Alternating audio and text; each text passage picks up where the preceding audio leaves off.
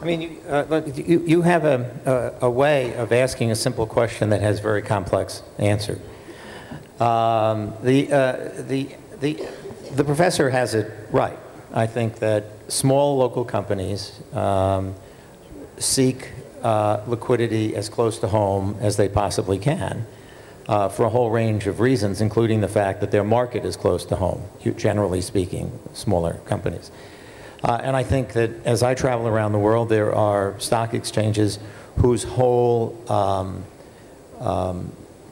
raison d'etre is to provide capital for local small companies. I was in Ramallah recently, and our friend Ahmed was holding a conference on how to take family-owned businesses public in Palestine. Listings, or the business of attracting IPOs, is a global competition. Believe me, I have a lot of miles on this old body. That to me certainly proves the point, because I'm all over the place trying to find companies that are that fit a profile that want to list in the United States. And that global competition is going to step down a few notches. In other words, you were looking at the high entrepreneurial companies, but even smaller companies. I was in a conference of venture capitalists. In fact, it was the Association of Venture Capital organizations from around the world. They meet in different places. Last year, they met in Jerusalem, and they had a very clear agenda. They wanted to get the United States to change its laws relating to entry-level companies. And they were very successful. NASDAQ, New York, led the charge, and we passed something called the Jobs Act, so that we will be attracting, or trying to attract, not just domestic companies, but globally lower-end companies, the way AIM tried to do in London, the way First North tries to do in Stockholm. We recently had a conference in New York with the Tel Aviv Stock Exchange, and one of the things that they announced at their conference was that they were trying to attract entry-level companies that needed a ramp up to list in Tel Aviv. These were American companies. Entry-level, you mean? Yeah, the other way around. Companies. Smaller companies. Because, you know, they've developed niche markets, and they have the capital, the right amount of capital that are looking for those smaller type of investments.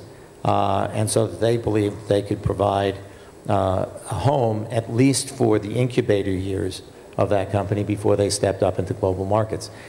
So what we're looking at is a changing landscape. I mean, remember, it wasn't 6 months ago that the United States Justice Department objected to a merger between NASDAQ and the New York Stock Exchange when we tried to make a bid for the New York Stock Exchange, on the basis that listing competition was sufficient, and that if you amalgamated the two, that you would eliminate competition for listing companies, for IPOs. And the Justice Department found that to be against the antitrust laws. So listings are competitive. You go out in your region and you're competing for those. I think you will be as well as the relationships develop and your market matures. We're out there. I do 4 trips a year to China and the whole Asian region. It's a global competition. I think that you're going to see less big mergers and less acquisitions of stock exchanges. I think that you're going to see the ability of stock exchanges, like Cyprus, like all the other stock exchanges, to be able to be both local and global through technology. As technology and regulation catches up with the technology of the broker-dealers and the banks, which can go cross borders very, very quickly. I think the future of exchanges will be to be able to reach out to its national populations who currently go around the exchanges to invest, I would say, a vast disproportionate amount of the wealth of a particular company into global marketplaces, to be able to trade through their local marketplaces into global markets, through connectivity and through relationships and partnerships. If you want an analogy, I'd say look at the airlines. How individual airlines have formed associations, you know, where they share booking reservations and they share frequent flyer miles. And I think you're going to start to see that emerge over time. I can't predict if it'll be next year or the year after or next decade. But stock exchanges will evolve. How we trade will evolve. But I think there is an important place, and will continue to be a very, very important place, for the flag, the stock exchange, that is the flag. I don't know if it was Frank Zarb or what former NASDAQ chairman said that you have an army, a national food, and a stock exchange. I don't know if it was a national food, but I think in those terms. Ibrahim? So what's your national food? Hamburger? No, actually, my personal... You said Sandy, mine is gefilte fish. You said food? Food? Yes, he said... National food? National food, national... You know, like kielbasa, which is what? Turkish delight. A Big Mac? In Steak, yes. Okay. T-bone, yes. Now I understand. Well, we have almost the same national food.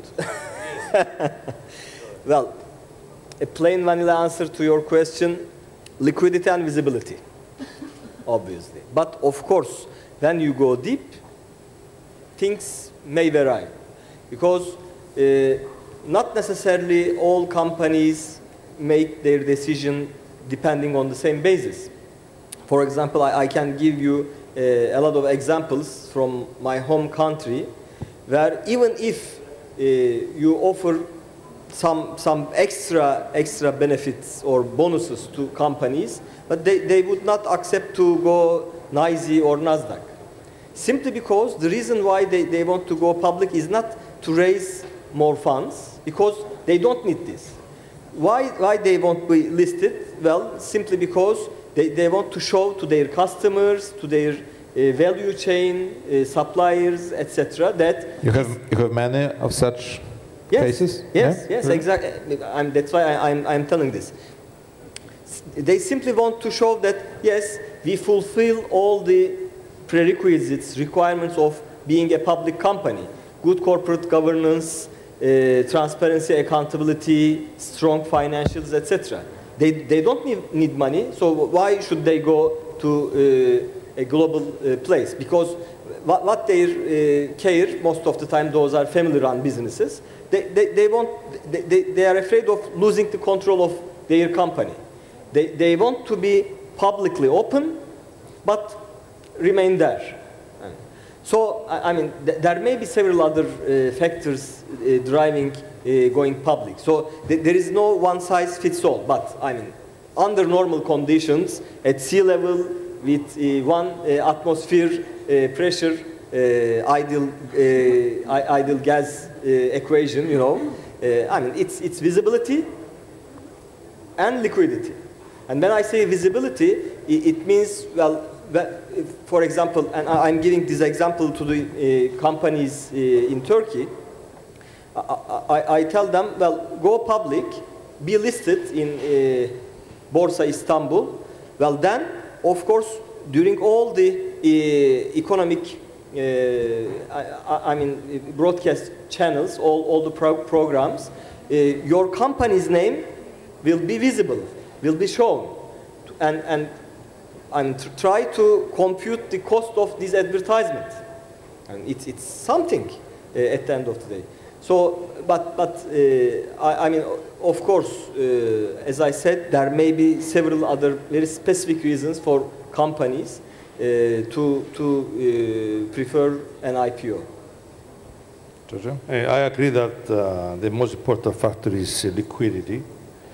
The other factors are costs involved, the visibility, and also there is a point of regulation. And here is an opportunity to raise the matter of convergence. I mean, there is a deviation between various countries applying regulations. Even the European Union directives, from country to country, there is a difference there. And investors you know, they're looking for these differences to exploit it for their own interest. So I think there's a duty there for the competent authorities to revisit MiFID and other European Union directives to put them in right and to minimize the deviations and to enforce conversions. Well, I have to say that no one of you answered this question in a way I was thinking of. So we all fail. Oh, no, it's not. Failed. No, it's not that simple. No, you said many interesting things. However, well, Professor Wierzbowski was quite close to this. So you notice how they stick together? So you had a C? I think this was a setup. No, but now I will be much more open.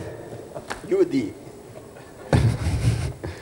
Now I will be much more open, and I'll tell you something. If I were to choose where to list, I would think also apart from all of you have said, what is the pace of development? What is the pace of growth of the marketplaces or stock exchanges where I could possibly start this as you said, my new life? Well, there is an exchange which looks, well, it looks very well. It is quite large, it is significant. And there is another exchange which, well, one of the features is that this is something smaller.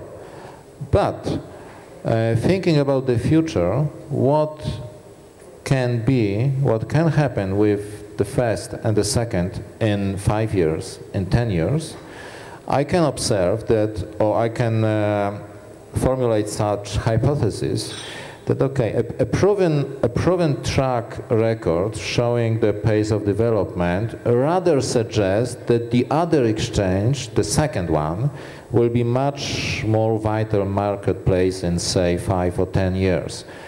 And, you know, when I am to decide which place to choose, shouldn't I be rather keen on analyzing this aspect? Whether it makes sense in the space of 5 or 10 years, which are ahead of me, because, well, most simply, my decision is not to appear for a while and to raise capital or to make this sort of promotion vis-a-vis my clients or stakeholders, but this is something much longer. This is really a certain way of building my future. So you are looking for what's your reaction habitat. to this? You are looking for a habitat. For what? For a habitat. Something like this. Yeah. Very, very good comparison or metaphor. Yes. Let me just give you another example. Although I'm not only interested what the surroundings of this habitat will be, but I'm also interested what the core of this habitat can look like in future.